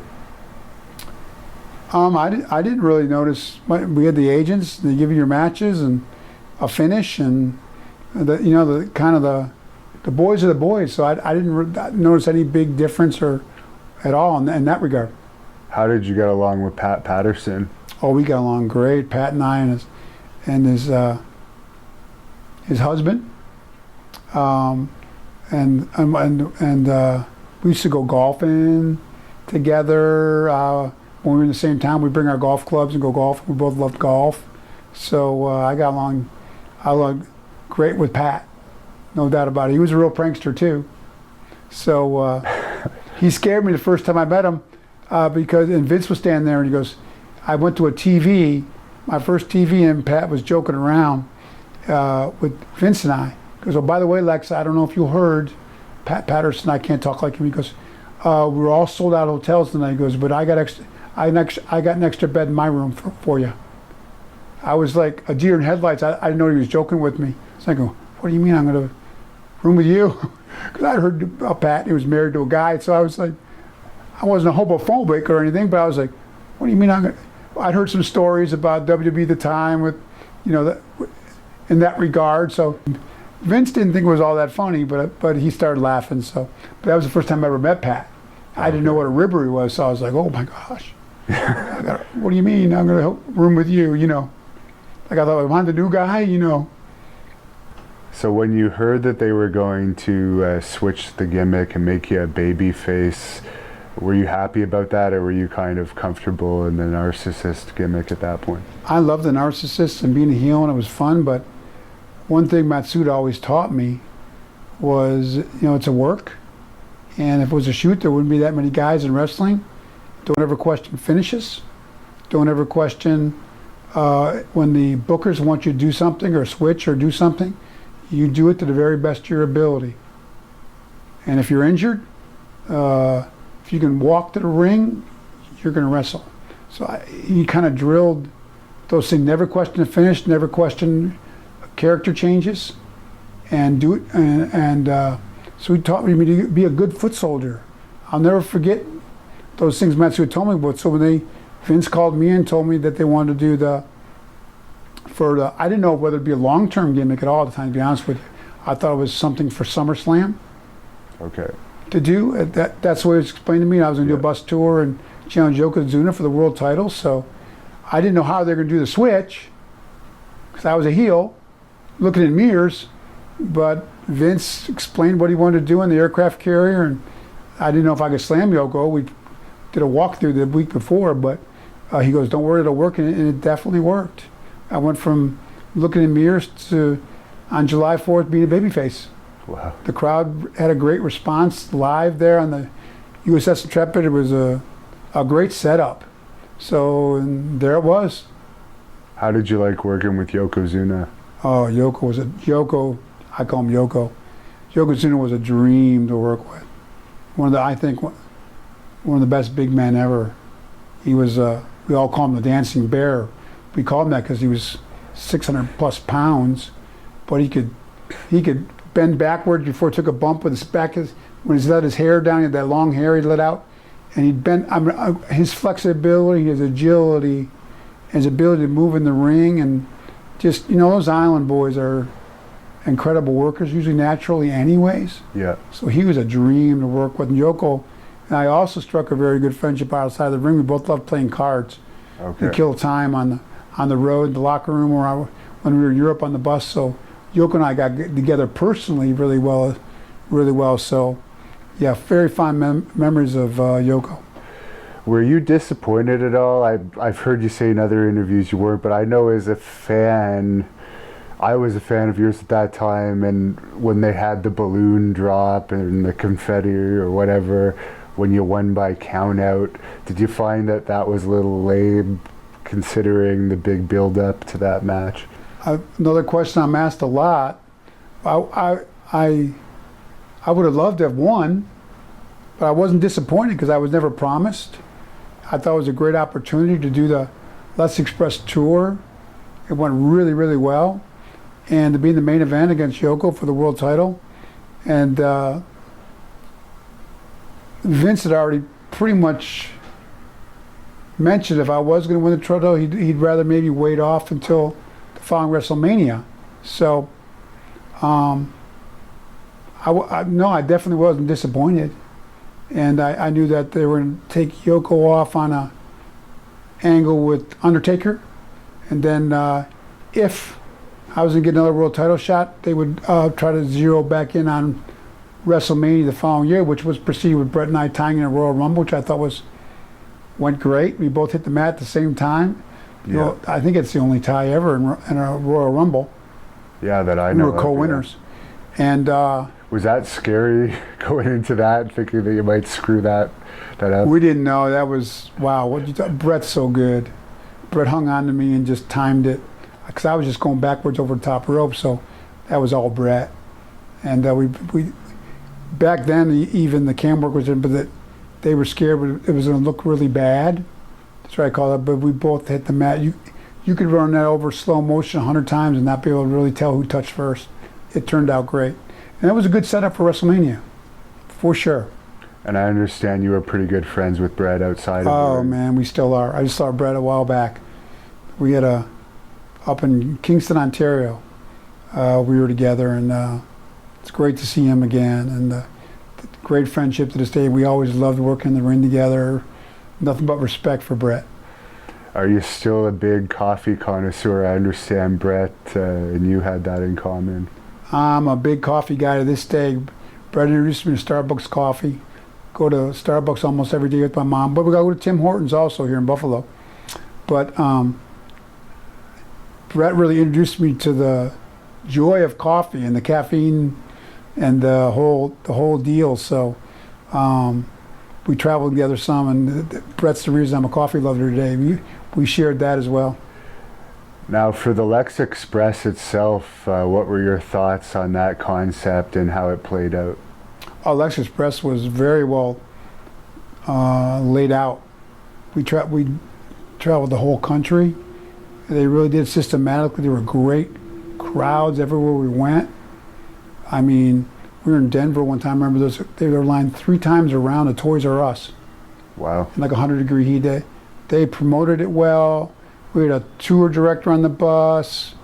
It was very well done.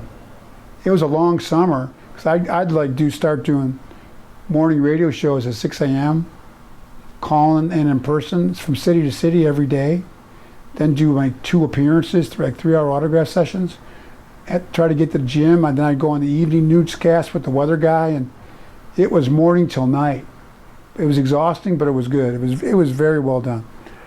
Now, I don't know if you've heard this or not, but I guess Bruce Pritchard did a podcast on you where I guess he was working with you a bit during that Lex Express time, and he said you started to make requests where you would want to fly into a city, then get on the bus and end up staying at the Marriott at night and just go on the bus when you had to make the appearances. Is there any truth that you were asking for those, or is that him telling a different version of what happened? I'd have to hear what he said. Okay.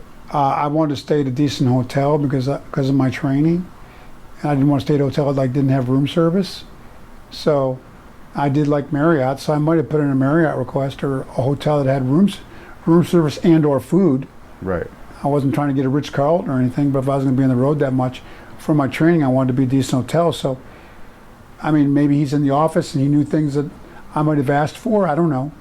So I don't know if there's, I'm not saying that's a falsehood, but I was on the bus most of the whole tour to see my family a couple times.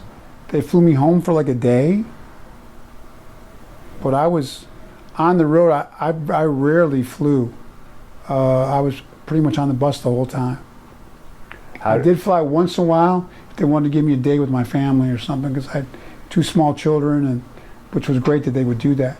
Then I'd meet them. If they had and they'd time it. If they had a really long ride, like from South Dakota, they wanted to get to California, they'd fly me home, then fly me to California, like the next day.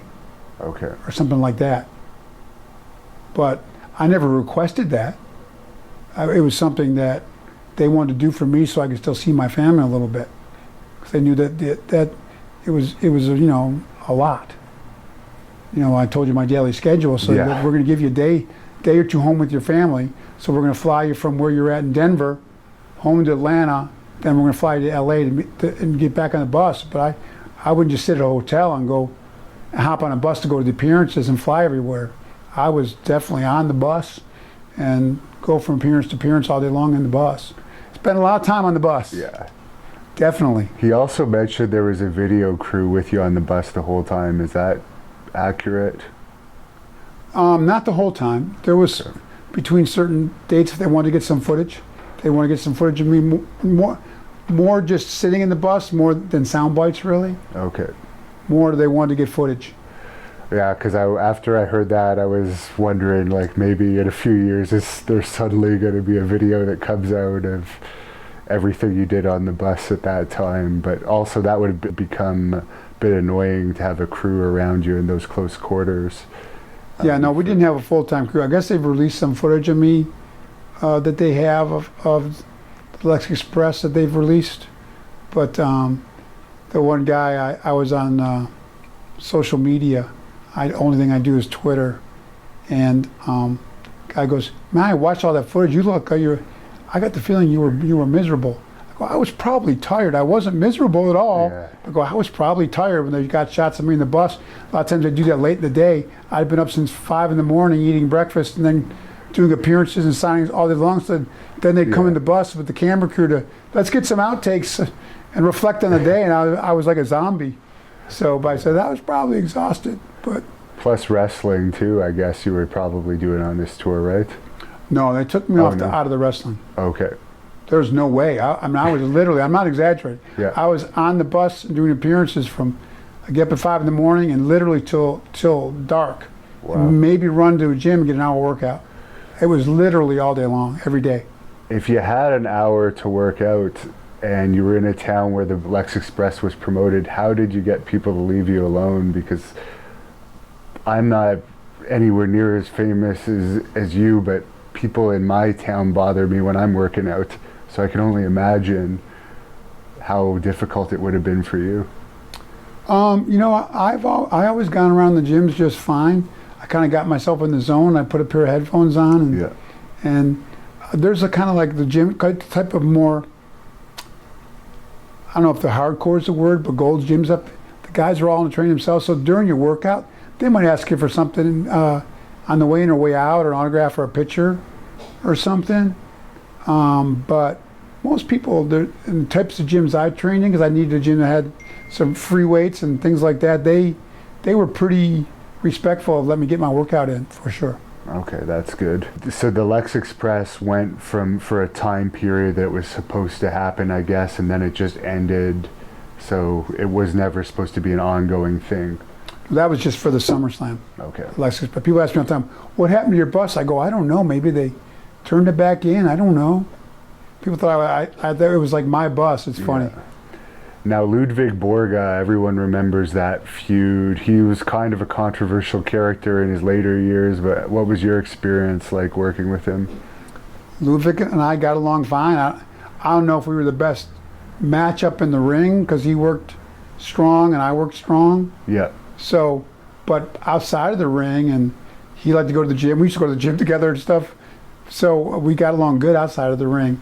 But so, yeah, I think that might not have been the best match. It was a good idea, the premise of it, but I don't think our work, we were both relatively inexperienced, and he worked strong. And guys who would put over my strength usually end up being a little bit better match, because one guy's got to highlight the other, kind of. And experience-wise, that was kind of a tough matchup for both of us. But I always got along good, and I liked Ludwig. He was we always got along well.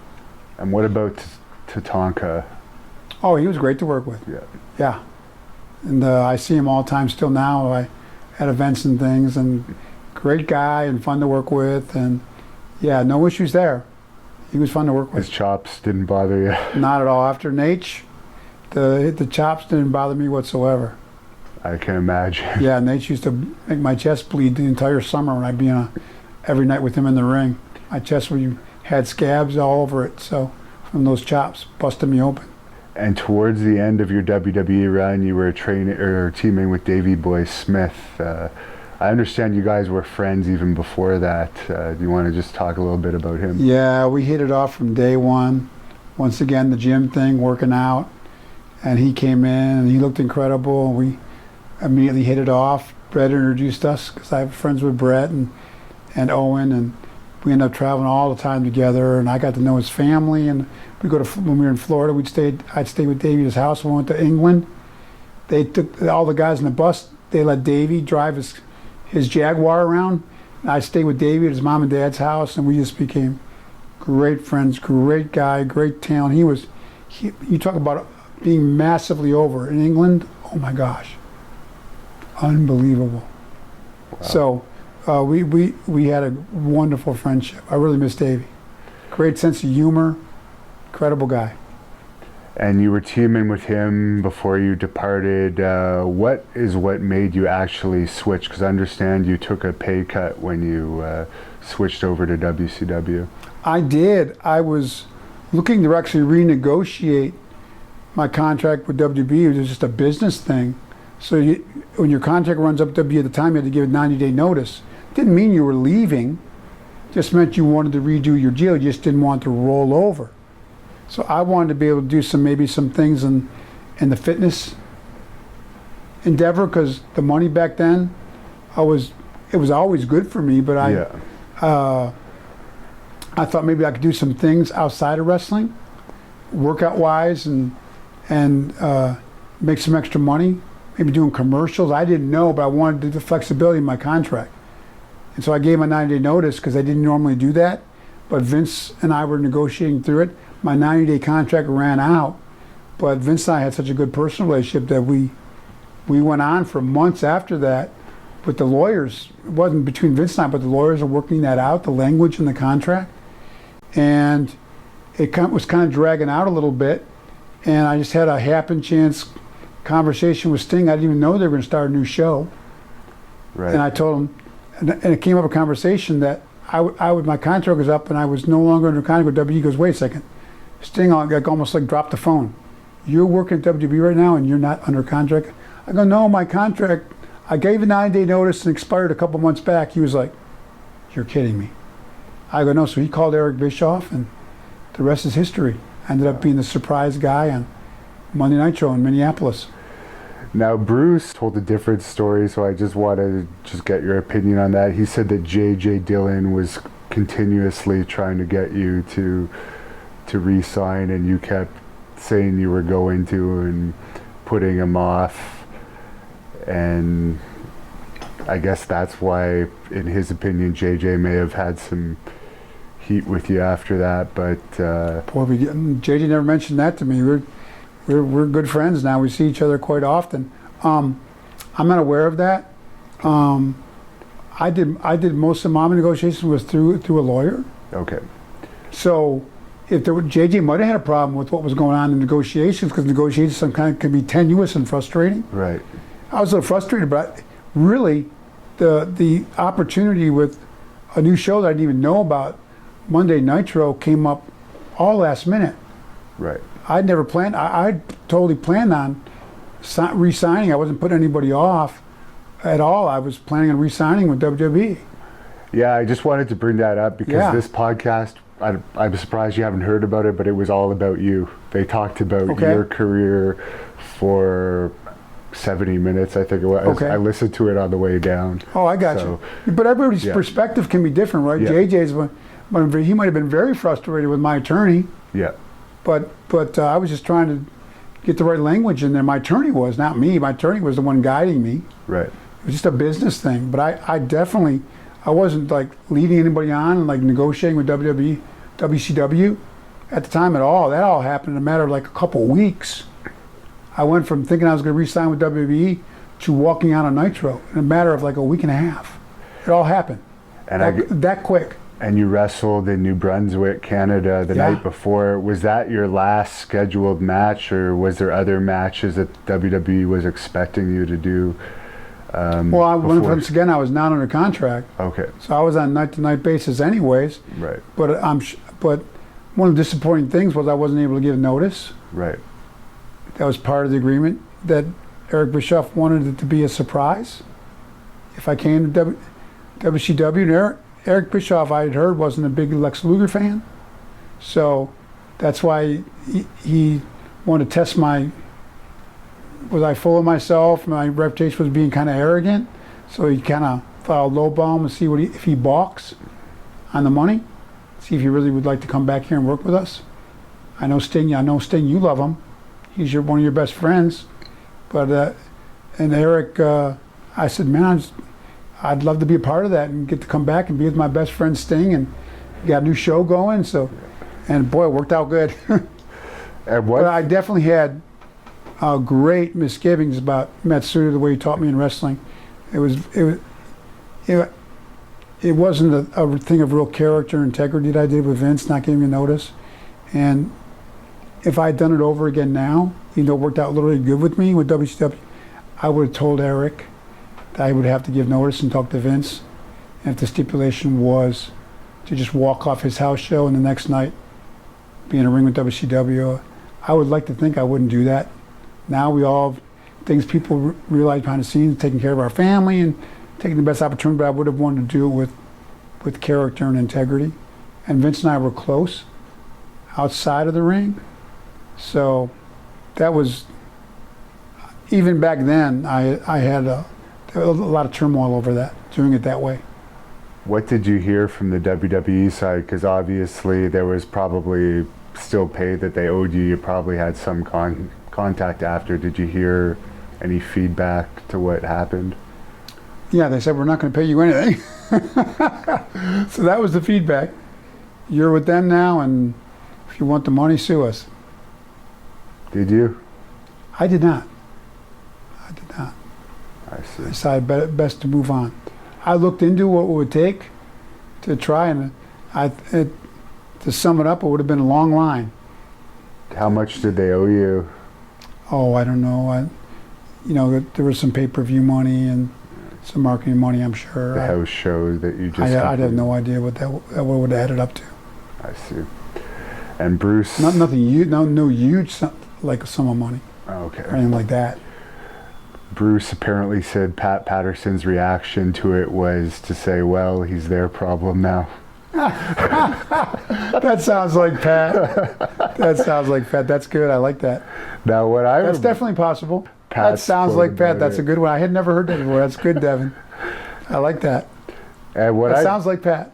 What I noticed when you debuted on Nitro, you looked like the old Lex Luger, which amazed me because you had just been on WWE TV, and there was a distinct difference in your look. It seemed like your hair had magically grown. No, I'd already started growing my hair out a little bit, but that had nothing to do with me because it all happened a week and a half. I decided I was going to grow my hair out a little bit. Okay. At WB, so that had nothing to do with it. But I definitely felt comfortable back with Stinger and the guys back in WCW. That's kind of where you looked like I started in Florida, but I felt comfortable. Yeah. Yeah. No doubt. And what was it like dealing with Hogan? Because I guess you had probably met him in WWE, but this was the first time you're actually having a confrontation with him in the ring and working with him. Yeah, I hardly knew him at all. And the first night didn't go well because when we got nose to nose on the Nitro, we went to commercial break. And to come back out of it, we were still nose to nose. And the camera guys were in, go, okay, we're off for whatever it was, a minute or two. So I broke character a little bit when you're nose to nose, and there was a live crowd there. And Hulkster is all business about his business. I'd never been around him. So I kind of smirked at him. And I'll never forget, he looked at me and goes, hey, brother, knock that smile off. He goes, take that smile off your face, I'll knock it off. And I tried to walk up to him afterwards, he kind of blew me off. I said, I'm sorry, Mr. Hogan, sir. I'm like, I didn't mean to. He goes, that's okay, man, but you don't ever break character out there. That's taking money out of my pocket, he said. Walked away. I knew he was mad at me. So I went home and told my wife, I go, boy, here my first night at WCW, and I just ticked off Hulk Hogan. I was like, oh my gosh, what a dumb thing to do. But I walked up, the next week at TV, we're in Florida somewhere, the second Nitro, and had some stuff I was going to do with him on camera, but I found him in his dressing room and knocked, and we had a nice discussion. So I never wanted to disrespect. I thought we were off camera. I understand totally where you were coming from, and I just want to apologize. I go, I didn't mean any disrespect to you or the business, but at the same time, I want to apologize. He was very gracious, and we got along great. From that moment on, we got along great. I mean, obviously, he put the belt on me. Yeah, which is what I was in going to ask. In '97, so we obviously got along really well outside of the ring, and I had enormous respect for him, obviously, and he had enough respect for me, obviously. He could have done that with anybody, and he gave me the honor, so that was huge. Acknowledgement for him. Wow. And were you surprised that night? I understand you found out just before you walked out to the ring that you were going to win the title. I couldn't believe it. We knew that they'd gotten heat left us laying for like months on end. Once in a while Sting would come out at the end, but I didn't know that Eric and Hogan thought, well, we need to give maybe a little bone for the guys we're beating up every week because we're heat. We got lots of heat. Let's give the fans a little bone. So they did that deal with me winning the belt on Nitro, then he'd take it back at the pay-per-view the following weekend. That was the phrase he used, we got to give the fans a little bone. And the fans, man, what a response that night in Detroit. Do it live on a Nitro. Nobody saw that coming. I didn't know till almost right before I went to the ring. So I guess you became friends with Elizabeth because she was brought back to be with Ric Flair at some point in WCW, and you probably had interactions with her. Not a lot. I mean, you got to know, between the crews at those things and the production people and all the wrestlers, and they started bringing a lot of women in. So it would be passing the hall and hey Liz, I called her Liz, and that was about it. For the first couple of years I was back at least. And she only came to TVs. I was on the road all the time wrestling, house shows, and I'd see her on a Monday night, and every guy at the hotel afterwards, and at the hotel afterwards, maybe have a couple beers or something, but never had a lot of interaction with her at all. First few years there, to be honest with you, other than hey, how you doing? That was about it. So when did you start developing the relationship? Because obviously you had a family, but you were on the road all the time, and it was a real party atmosphere, from what I understand, in those days. It was, and I know now that there's no such thing as innocent workplace flirtations, but it started out as that, and it developed. We developed a relationship we didn't think anybody knew, and then we actually got put together to work together, which wasn't my idea, but it was the idea of the booking people, and so now we were together on some house shows as well, and developed in the relationship that we liked hanging out together, and it was like a workplace relationship. I see. So it developed slowly over a period of like a year or so. At what point did it actually start affecting your home life? Well, probably immediately without me even realizing it. But obviously, I was a married man, and she was married at the time. So something neither of us, looking back in retrospect now through different set of eyes, had no business doing, period. But it happened, and I'm sure it affected my home life. She ended up moving to Atlanta, and so things escalated from that point on, especially once WCW got bought out. She was living in Atlanta, and things developed even more along the lines after that. Were you still under contract when it was bought out? Did you have some time left on your contract? I did. I had a couple of years left, full pay, which was probably for me not a good thing. I probably should have stayed busy and wrestled. Too much time and money in my hands at the time. So that's where the drugs and the partying really escalated. I had time off, and so you were didn't have to go to work. And, yeah. And you know that the drug thing, the pills and the alcohol escalated slowly over a number of years. I never thought I had an issue with it. I thought I was so disciplined in my training and eating and everything in the gym that I don't have any issues with drugs or alcohol. You know what I mean? 'Cause I'm Lex, you know, so it. So. Was it your wife finding out about Elizabeth that ended the marriage, or was it the drug and alcohol issue? Combination of all of those, for sure. Drugs, the alcohol. My wife tried to give me a second and a third chance when she found out about Elizabeth, and I was unrepentant. Did Macho Man ever have any issue with you dating her when you guys were still working for WCW? Never. Macho and I had a great relationship. He never expressed anything, even a tinge of that around me. We always continued to have a good, jovial, fun friendship inside and outside of the ring. From the way Liz had explained it to me at the time, she had remarried. He had a bunch of girlfriends for years. They had really moved on, both of them. So, yeah, Randy never expressed anything, that he was upset or anything like that, if that's what you mean. Was she already into the pills and stuff before she started dating you, or did you kind of? I get asked that question a lot. I can't speak for her because I wasn't ever really around her much before I met her. So when I met her, she would drink a little bit, and she would, like a lot of people in business, we'd pop a few pills or something once in a while. To what extent she did or didn't prior to, or if she ever had issues with that before she met me, I don't know. So at the time of her passing, were you guys both divorced? I was separated and she was divorced. Okay.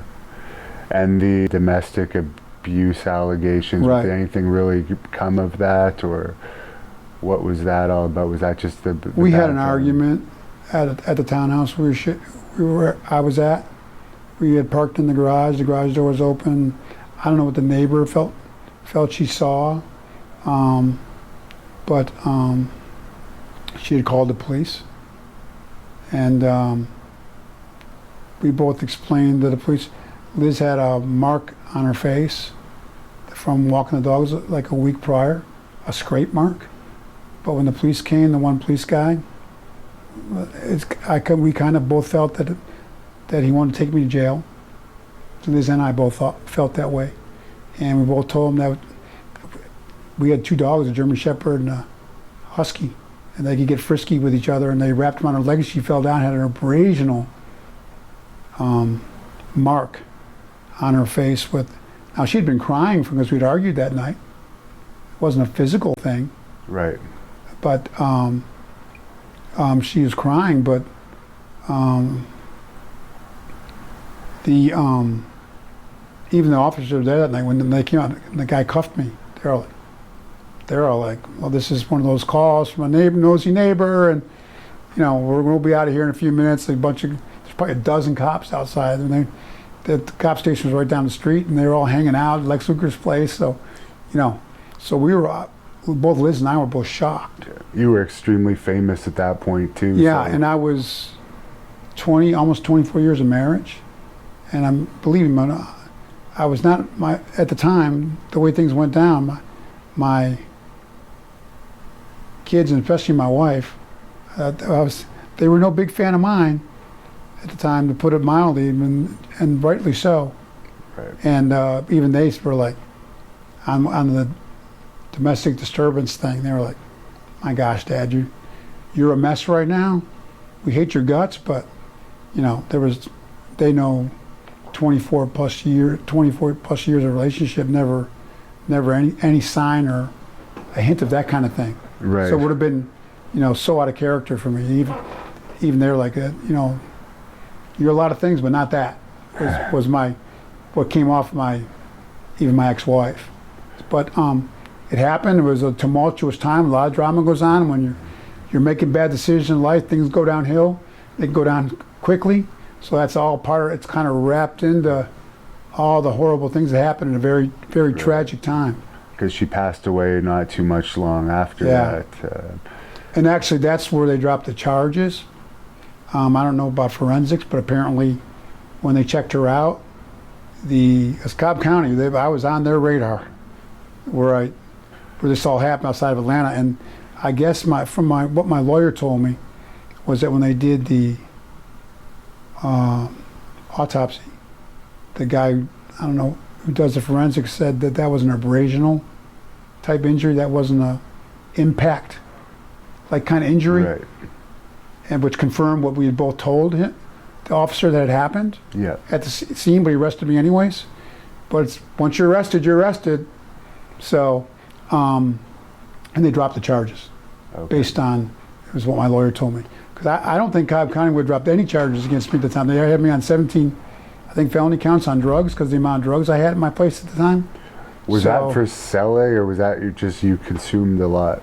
It was my stash. I just re-upped my stash, I called it. I didn't want to buy like drugs on a weekly basis, so I'd buy like a 6-month supply or a year's supply at once because I had the money to do it, the wherewithal. So I just bought a bunch of stuff. And what was it exactly that Miss Elizabeth had taken that night? I never got saw a toxicology report. I wouldn't be. It was alcohol and a couple different pills. I mean, she seemed fine that night. We were watching movies together, and she was standing in the microwave next to me 1 minute. I took her food over to her and was heating mine up in the microwave. The next minute, she wasn't responding or breathing. Wow. I was total shock. And you were probably on pills at that time too, so you were probably... Yeah, I mean, I wasn't like... I was making food, and I wasn't like... I had messed up a lot back then. I wasn't really messed up. Yeah. It didn't seem like she was all that messed up at the time. So it was a shock. I was like, when she didn't respond, I just immediately dialed 911, and they were there within, like it seemed like a minute and a half, because they were right down the street, like I told you. Yeah. And they were there, and when they worked on her and ran her out the ambulance, I said, this isn't good. But at the same time, I thought, well, they got her now. She's going to make it. So what went through my mind. Didn't find out till later what happened. she didn't make it. But they rushed her out the paramedics were working on her and rushing her out the ambulance. I thought, we always think we're going to make it, right? Which might speak to youngsters now. So if I tell them, you just never know. Yeah. One night, too much of a certain thing, or your body responds different. Drugs are a Russian roulette. Yeah. And that very, very sad. That didn't actually clean you up then either, did it? You still had to go through a few years of. No,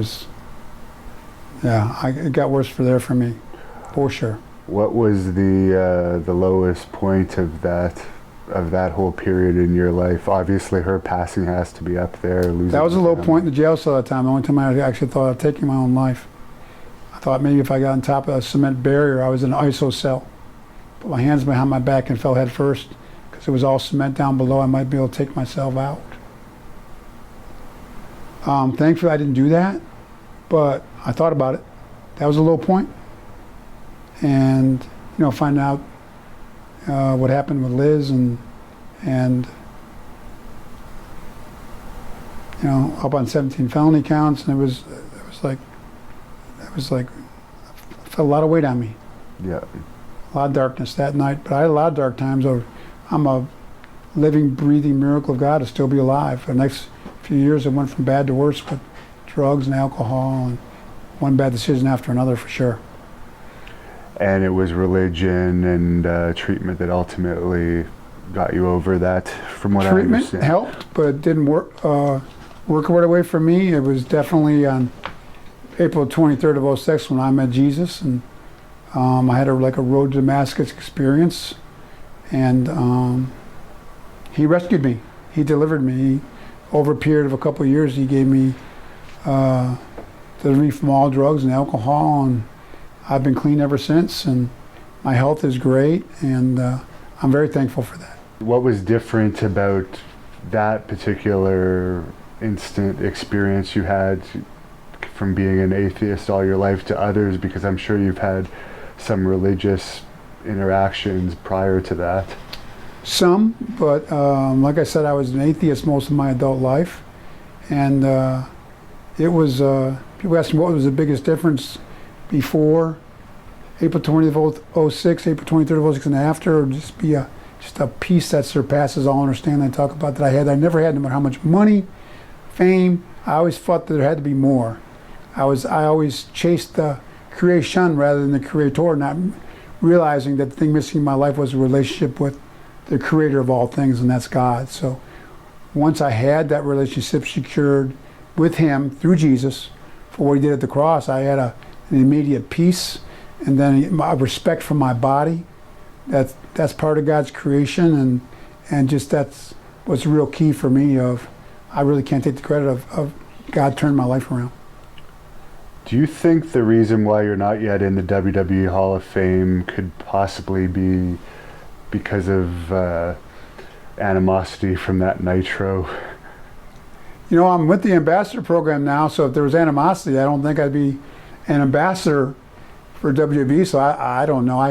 It'd be a real honor if I ever get in. Someday there's a lot of great wrestlers that aren't in there yet. So someday I ever get it, it'd be great. If I don't, I don't. But it'd be a real honor if I ever do, of course. Now, there's not a lot of time left, but I am going to ask you some fan questions. Okay. We might have to do a part 2 down the road since you're not too far from me, and there's still a lot we didn't cover in this interview. That'd be great, Devin. I'll pop in some fan questions now. If UFC was an option in the 80s, would you have considered that as a career? No. I wouldn't want to get beat up for real. We took enough beating in wrestling with bumps in the ring. I wouldn't want to get beat up for real for a living.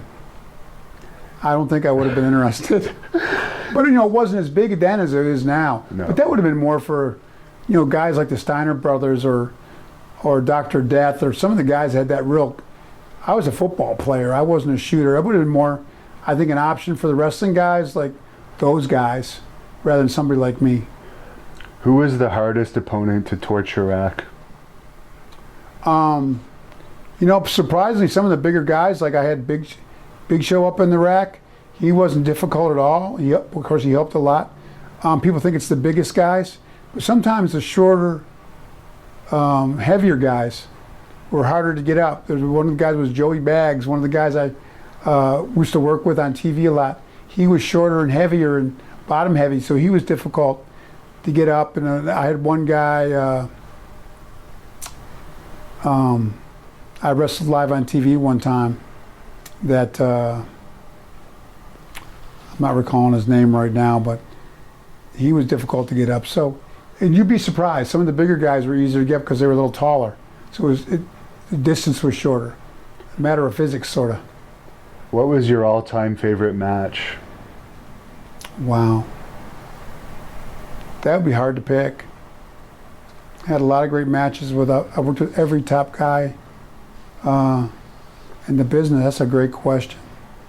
I think my first world title match I had with Rick Nate in Baltimore was very memorable. The world title. Crowd response, I really remember that. My first match with Bret Hart was up in Winnipeg, Canada house show. I always remember that match. We clicked right away, both in the ring and personally. My match with Hogan in Detroit when we switched the title, that was huge. Man, there's so many. I wrestled almost 5,000 matches, so I get asked the question a lot. It's a good question, but it's really hard to say to just pick one match. Did you enjoy being a heel or a face more? There was a tag match against the Steiners in a pay-per-view we had one time, Sting and I, because we were all such good friends. Yeah. We had a really good match, and it felt really good afterwards. That was another match that really stands out to all four of us, really. Did you prefer being heel or face? I enjoyed both. I think it was easier to be a heel, because I always felt it was easier to get people ticked off at you and is to get them to love you. So as a behind the scenes, I felt that it was easier and a little more fun to be a heel and trying to make people love you. But I enjoyed both. Who would you ideally want to induct you into the WWE Hall of Fame if you were inducted? That's a good question. There's a lot of guys, but probably if he would do it, definitely Stinger would be I think a great choice. It would mean a lot to both of us, really. Do you still follow wrestling? I do, definitely. Any favorites? Gosh, these guys are so talented now. My gosh, these guys do stuff that I never dreamed of. They're so athletic and they look great. Their costuming and there's so many good ones now. Obviously, John Cena's had a great career. Not many guys left in my generation, but there's so many good young talents now. That'd be really difficult to pick just one. Do you have any stories about Haku Ming, also known as Ming? Great guy. We loved having him around, and he was like a bodyguard when we go out. I've heard a lot of stories about him. I worked with him. We got along great, and he was a joy to work with. But I've heard probably the same stories everybody else has, that they called it the goozle, where he grabbed guys by the throat and they'd go unconscious. It's for real. I've heard a lot of unbelievable stories about that. Thankfully, he never did it to me for real. Where he grabbed guys by the throat, unbelievable. What a man's man, for sure. What's your opinion on Dusty Rhodes? He was a real mentor, and he gave me my finish, my character when I came to WCW, the backbreaker. Spent a lot of time with me on interviewing and just I have a debt of gratitude to him. He's mentored a lot of guys, and a real credit to the industry for sure. Why was your TNA run so short? Did that have to do with your injury or other reasons? TNA, at that time in my life, I had a lot of other stuff that we prior talked about. My mind wasn't really on wrestling at that point. It was on staying alive at the time. I was in a life and death struggle with drugs and alcohol. Did you ever try to get back in with WWE before WCW closed? Any like contract negotiations during that period? No, one time I left back in '95. Yeah. When we got bought out, my contract was for 2 more years, guaranteed. So we never had any discussions. But then obviously my life had completely fallen apart. I wasn't even, to be honest with you, thinking about wrestling at that point. What's your opinion as a Christian on how Ric Flair lived his personal life? I love Nate, and he's one of the most dynamic, charismatic guys I've ever been around. And you know, Sting and I and Nikita and the guys that are believers now in the business that love Nate to death, we're always hopeful and prayerful. We always say to each other, man, if we could get Nate over to our side, what a testimony. We call it a testimony, which means our story of what we once were and did to what we are now because of Jesus. We're always like, man, if we could. So we're all still very prayerful. We all still love Nate for just who he is, and we love him just the way he is. But we'd love to see him come over to our side, for sure. What a testimony that man would have! Wow. And well, he could win a lot of people to Christ. He's got the gift, right? That's for sure. Imagine those interview skills being used for the kingdom. My gosh. The preachers and pastors are the Be best. the next Billy Graham. Guys. Yeah, exactly. We'd love to have Rick on our side. Without in that regard, we're all on the same side. But I mean, in that regard, we'd love to have Rick on board. Come on, Rick.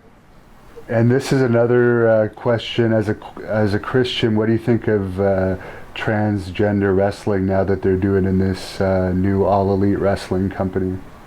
You know, I haven't even heard of that. What is that? Men dressed up as females, wrestling as females against females. You know, I look at TV and wrestling as an entertainment business. So, I mean, I don't have I'm not like a legalistic like people over here with the Bible. I know that they try to always mirror wrestling with our current times and what's going on in the world. So that stuff's going on in the world. So I understand, and they're out to draw money and get television ratings. So I understand where they're coming from with that kind of stuff. If that makes sense. Doesn't mean I would definitely necessarily condone that myself, but I mean, I understand where they're coming from. Favorite TV show? Wow. Favorite TV show? I would have to say right now, it would be, now that I'm here with the precious opportunity of hanging out with my mom the last few years and hanging out together, my 86-year-old mom, she beats me most of the time because she's a wordsmith and like a straight A student all the way through high school and college. But Wheel of Fortune. Oh, interesting. Hey Pat, hey Vanna, you ever see this? Oh yeah, we love Wheel of Fortune. Wow, I wouldn't have expected that. Oh yeah. What happened with Main Event Fitness? Sting sold out a partnership a few years before me. Then I sold out to my other 2 partners that I had a few years after that. And it was a business that I'm not sure what they did with that after that. It was up to them, obviously. What's your favorite Horseman Road story? Wow, that would be impossible to zero in on. My gosh. I'd have to think about that one. Nothing. We had so much fun together. Town that you got the biggest pops in? Wow. Baltimore was always a good town for me. That's the first one that pops into my head. Being on the cover of the WWE magazine with Michael Jordan, what was that all about? Oh, that was cool. I was at a conference with like top athletes from every sports endeavor, and for pro wrestling, I was chosen, and I got to hang out with all those guys for a weekend and play golf together, and we did a bunch of photos in front of the Magic Kingdom Castle. It was down at Disney World, so it was a great weekend, and loved hanging out with those guys, and sure makes for a memorable wrestling magazine cover for sure. And fans, this is going to be the last question I'm asking because I'm out of time here with Lex, but we covered a lot of what you're asking in the full interview, which will be posted in high quality. But the last fan question I'll ask is, what was your favorite wrestling run? Could be in any company. I'd have to say 3 phases. Obviously, the run with the 4 Horsemen really stands out as a highlight, that whole period. And it was all new then, so that's very special. Lex Express was an incredible experience. Partnering with Davey Boy was huge as tag team. And then obviously the whole Nitro experience and the world title win with Hogan live on TV was another big, but that Monday Nitro experience as a whole was, so really my whole 15-year career, I felt like, I said earlier in the interview, like the 4th of July fireworks. It all was, the wrestling aspect of my life was amazing, and I'm very thankful for that, and look back with many, many fond, cherished memories, for sure. And if fans want to follow you, you're on Twitter at Genuine Lex Luger. That's the only thing I'm on. Anything else there is not me, but it's at Genuine Lex Luger. And anything you want to close this off with? As I said, I think we're going to need a part 2 because we only really scratched the surface. But is there any message that you would like to leave the fans with to close this interview off? Not other than, I look back at my career when I got into wrestling, not really knowing wrestling. Sometimes I thought you, the fans, were like crazy. But then I realized that wrestling was so unique. We had every socioeconomic, ethnic, racial, the diversity of wrestling fans, and we all, between the guys who wrestle and the fans, I see now, in hindsight, sometimes in the moment you don't realize it, but it's really hit me what a special family we are. And when I go to interact with the fans now, there's so much love, and it really does, we feel like we're a family. When I see the guys and the fans, and I don't think there's anything like wrestling, and I just want to let the fans know I love them. I love when I get to see them when I'm out and about, and it's a really special, pro wrestling is very, very special, very dear, and then the fans are, and the guys. It's hard to describe it even really. It's really special.